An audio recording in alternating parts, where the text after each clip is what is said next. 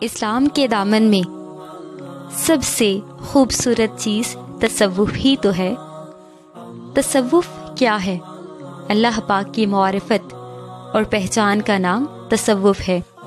دین اسلام کا مقصد بندے کو رب سے آشنا کرنا ہے، اللہ پاک تک لے کر جانا ہے، لیکن یہ راستہ ہوس پرست دنیا اور نفسیاتی خواہش کے پیچھے بھاگنے والوں کے لیے نہیں، بلکہ یہ راستہ اچھے دلوں، نیک، متقی، خوف خدا رکھنے والوں، اہل ذکر و فکر اور اعمال صالح کے حامل، تزکیہ نفس اور عشق کی شراب پینے والوں، اہل عقل و حکمت، اہل بصیرت والوں، سچی توبہ کرنے والوں اور رب کی طرف پلٹ کر آنے والوں کے لیے ہے۔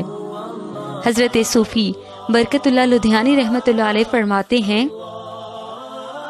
رب مت ڈھونڈ، رہبر ڈھونڈ، رب نزدیک راہبر دور ہے، رہبر ہی رب کے رستے پر لے کر جاتا ہے، رب کی پہچان کا رستہ کھولتا ہے، تیرے نفس کی تربیت کرتا ہے۔ قرآن پاک اللہ پاک کی طرف دعوت ہے۔ بنی نو انسان کو آہن مالک سے آشنائی کی لذت ہے۔